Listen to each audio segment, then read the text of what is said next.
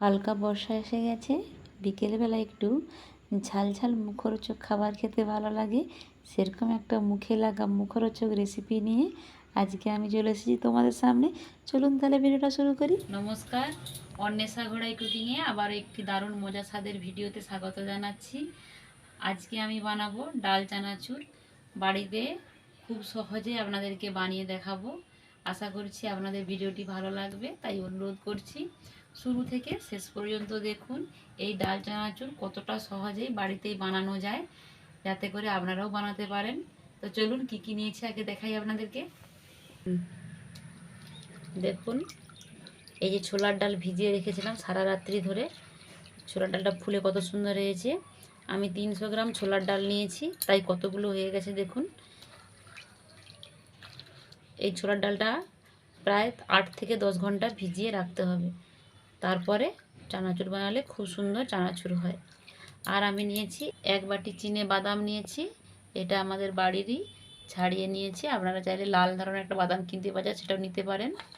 আর মশলার জন্য নিয়েছি বিট লবণ, চাট মশলা আর লঙ্কার গুঁড়ো, আর বিশেষ কিছুই লাগবে না। নিয়েছি কারি পাতা।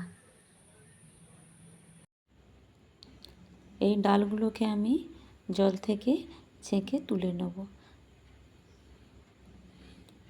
একটা ফুটো জামবাটিতে নিয়েছি, ঝাঁঝরিতে জলটা গলিয়ে নিলাম। জলটা ঝরে গেছে, এরপর আমি টাওয়াল পেতে টাওয়ালের মধ্যে মিলিয়ে দিয়ে জলটাকে শুকনো করে নিলাম। এই রকমভাবে টাওয়ালটাকে ঘষে ঘষে ডালের গা থেকে জলটাকে একবারে শুকিয়ে নিতে হবে। ডালের একদম ঝরঝরে করে নিতে হবে। যেহেতু বৃষ্টি হচ্ছে, রোদ বেরোচ্ছে না, তাই আমি টাওয়াল দিয়ে করছি, নাহলে হালকা একটু রোদে দিলেও হবে। টাওয়ালে মুড়ে আমি সরিয়ে রেখে দিলাম, জলটা শুষে নিক অতিরিক্ত জলটা। অন্যদিকে একটু আমি বেসন নিয়েছি, 1 চিমটি খাবার সোডা দিয়ে অল্প অল্প জল দিয়ে একটা ব্যাটার রেডি করে নেব।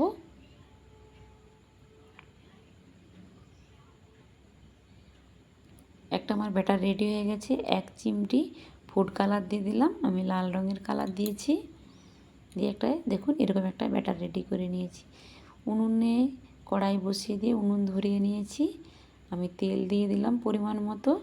এবার আমি টাওয়ালে মুড়ে যে কড়াইটা রেখেছিলাম ডালটা, ওটাকে আমি দেখুন কতটা ঝরঝরে হয়েছে। আর আগুনটা একই রকম মেজারমেন্টে জ্বলতে হবে। হালকা তেলটা গরম হয়ে গেছে, অতিরিক্ত গরম হলে তেলটা তাতে দেওয়া চলবে না। হালকা গরম হয়ে গেছে, এবার ডালটা দিয়ে দিচ্ছি। হয়তো আপনারা ভাববেন যে কীভাবে বুঝবেন ডালটা ভাজা হয়েছে কি না।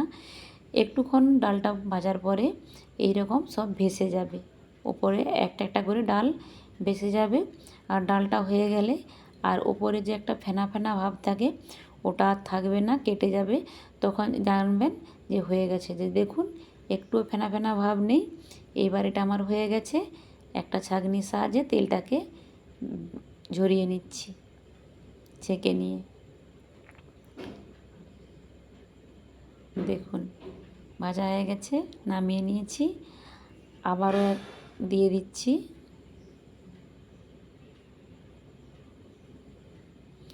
ভেজে তুলে নিলাম একই রকমভাবে।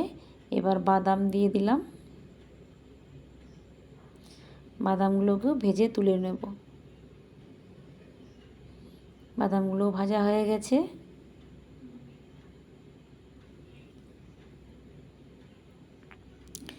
এরপর আমি বেসনের যে ব্যাটারটা করে রেখেছিলাম, ওই বেসনটা আমি একটা ফুটো ছান্তার সাহায্যে ভেজে নিচ্ছি। দেখুন কত সুন্দর হচ্ছে। খুন্তির পেছন দিক দিয়ে একটু নাড়াচাড়া করে দিলাম যাতে না চিটিয়ে যায়। ব্যাস, এবার এটাকে নামিয়ে নিচ্ছি। একই রকমভাবে পুরোটাই ভেজে নিলাম। একটু সবুজ কালার দিয়ে একটু সবুজ কালারেরও ভেজে নিয়েছি। ওই তেলে কারি পাতা দিয়ে দিলাম, কারি পাতাগুলোকেও ভেজে তুলে নিলাম। দেখুন কত সুন্দর লাগছে। আমার সব উপকরণগুলোই ভাজা হয়ে গেছে। এবার আমি এটাকে মশলা মাখিয়ে নেব।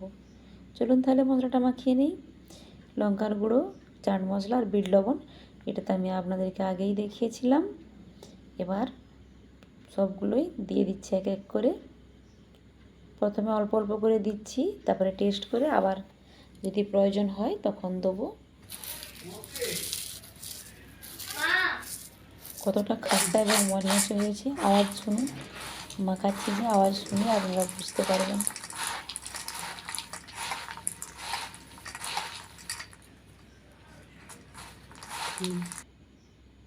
তো মাখানো হয়ে গেছে, একটা আমি প্লেটে সাজিয়ে নিচ্ছি। কত সুন্দর কালারটাও এসেছে আর খুব সুন্দর স্বাদও খুবই সুস্বাদু।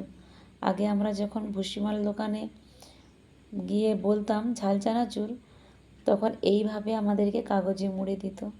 তো আমিও তাই সেরকমভাবে কাগজে মুড়ে পরিবেশন করব আর শাশুড়ি মাকে দিয়ে টেস্ট করাবো। চলুন, আমি কাগজের মোড়াতে আমি অল্প পরিমাণে ঝাল চানাচুর দিয়ে দিচ্ছি। এটা খেতে খুবই লাগে ভালো, বেশ ঝাল ঝাল। আর বিকেলবেলা তো এইরকম কাগজের মোড়া করে খাওয়ার পরে চা খেলে মনটা একদম ভরে যায়। শাশুড়ি মা একদম রাইট চিহ্ন দিয়ে দিচ্ছে, তার মানে বুঝতে হবে যে একদম পারফেক্ট হয়ে গেছে। চলুন, ভিডিওটা কেমন লাগলো অবশ্যই কমেন্ট করবেন, লাইক করবেন, বন্ধুদের মাঝে শেয়ার করবেন। আর নতুন বন্ধু হলে বলবো যদি ভিডিওটি ভালো লেগে থাকে সাবস্ক্রাইব করে পাশে থাকবেন। আজকে বিদায় নিচ্ছি, আবারও দেখা হবে অন্য ভিডিওতে। টাটা।